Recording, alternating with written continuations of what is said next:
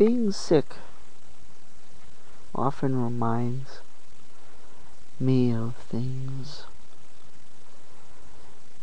that I tend to forget when I'm not sick.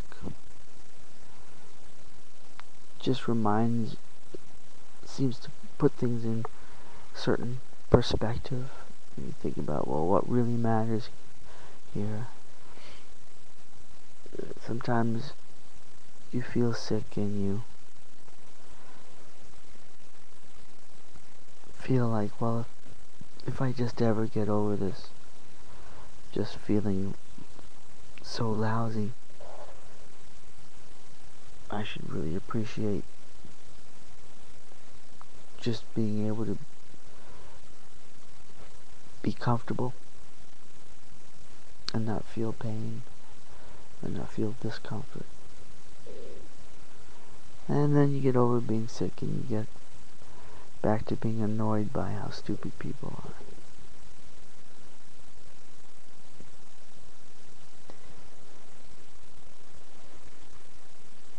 And people really are stupid. But it's good to be reminded every once in a while that no matter how stupid people are, just to be able to be yourself and not feel sick is one goal in life. I was feeling pretty bad yesterday morning just from my head.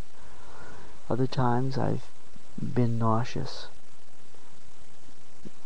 Other times in my life I felt nauseous, and that's not comfortable either. Feeling that you're going to throw up at any moment. And having migraines is uncomfortable.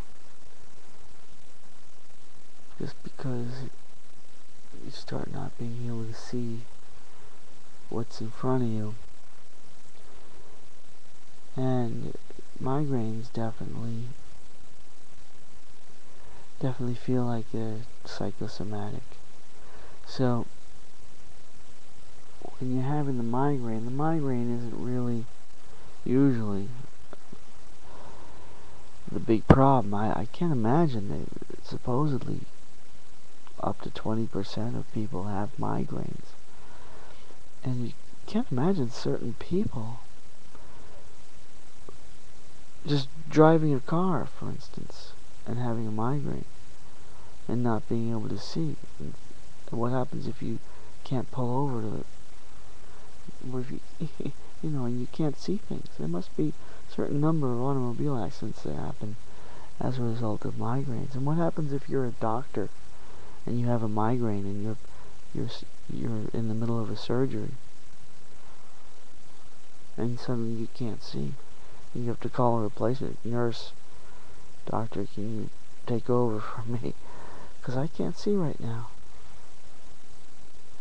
And but aside from hazards like that, even if you're just in bed where nothing's going to happen to you, the really disturbing thing with the migraine usually is not the physical symptoms, but the fact that you know that it's happening because something's thrown you emotionally.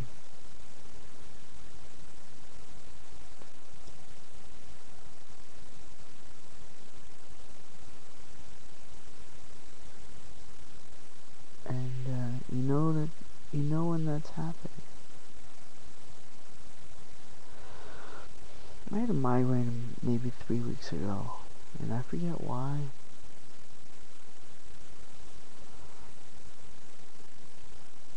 Maybe I could remember, possibly, if I really tried. Although that's almost as difficult as remembering your dreams.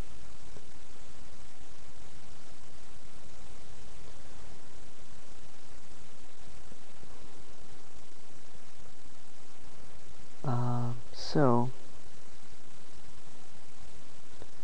that's about being sick. And then when you get out of being sick again, you forget about it. Forget that it happens, and you go back to being annoyed. I mean, being healthy means you have the ability to be annoyed about things on an intellectual level, on a conceptual level, rather than just a basic physical level.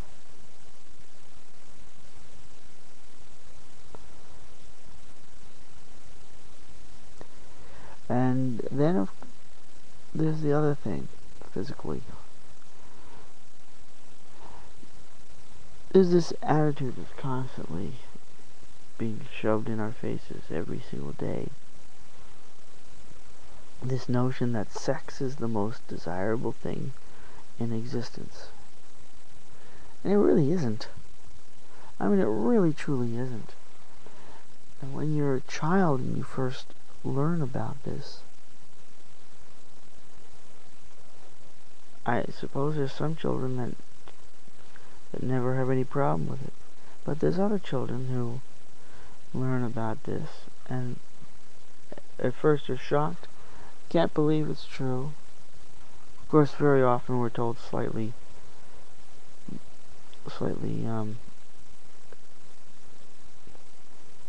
incorrect, inaccurate things about it. But basically, when we first learn about this, it's like, that's too disgusting to be believable. I can't believe that people would do such a disgusting thing with each other. And then you get used to it as an adult. And this attitude that, oh, this is the most desirable thing in existence, you get accustomed to that attitude. And you end up basically accepting it. And shutting out of your mind the notion that it's disgusting in the first place. But it doesn't stop being every bit as disgusting. It's all still stinky. Every stinky thing that you as a child thought was the most disgusting thing about a human body, that's still what this whole sex thing is all about. And it's still disgusting and gross.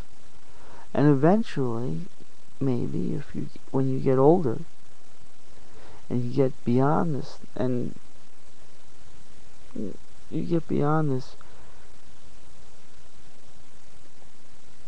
young adult physical stage, you may be able to see again that, yeah, that still is pretty disgusting.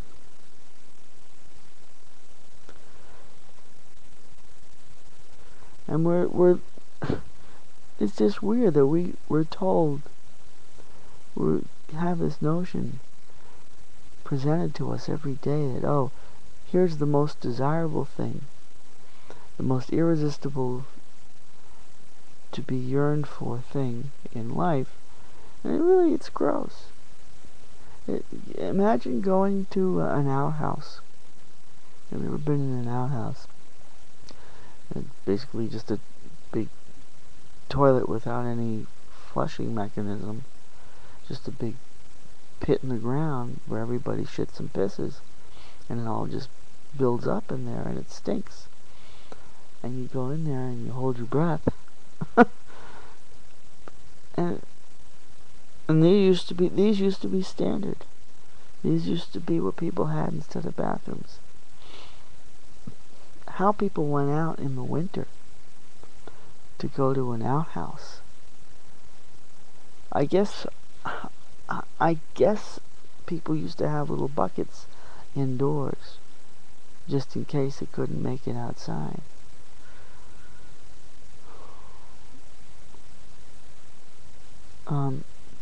But in any case, if you went to there's still there are not many, but there's a few outhouses, and if you went into them and thought of sticking your head into the hole where all the stench is, that's more or less what you're doing with sex. You're basically sticking your head into that stinking hole. And we treat this as supposedly the most desirable aspect of life, and it's ridiculous.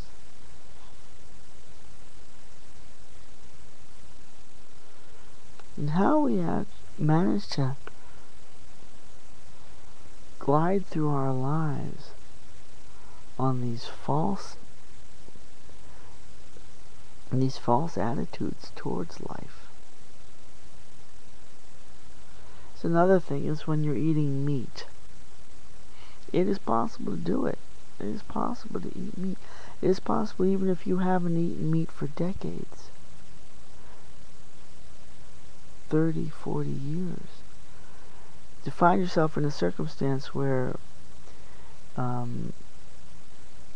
you're going to either starve or you're going to have to force yourself to eat a hot dog or eat some bacon or eat some chicken nuggets, something like that. It is possible to do this, but it requires redeveloping the ability that we have as children to block out of our minds the unpleasant thoughts. You have to be able to put the key in the lock of that door and turn it. Lock that door of your mind, so the door between you, your mouth, and thoughts about what it is you're actually putting in your mouth. And if you can lock that door, you can continue putting hot dogs and hamburgers and steak and bacon and all these things, fish into your mouth. But you have to lock that door to be able to do it without feeling disgusted. And if you unlock that door between you and thoughts of what it is you're actually eating, the thoughts of the actual animals and what the fact that you're devouring the corpses of these slaughtered animals, if you unlock that door again, it becomes increasingly difficult again to put these things in your mouth. But you can do it. You can close off these thoughts. And this is what we seem to do in our society. We learn how to lock these doors in our mind. So we lock the door in the mind that says, you know what, this sex stuff, this is just the same thing as you sticking your head into the hole of an outhouse. That's what you're actually reaching in for. That's what you're actually telling yourself is the most desirable thing in your life. Is this, and it's disgusting. So to keep yourself from vomiting, lock that door and keep thinking all the great Playboy thoughts, and this is supposed to be so desirable. Same thing with eating meat. You have to lock that door. You can go on eating meat, but don't unlock that door. Otherwise, you're going to have images of how disgusting what it is you're putting in your mouth actually is. So this is what our society is about, locking these doors in our mind to go on playing the game.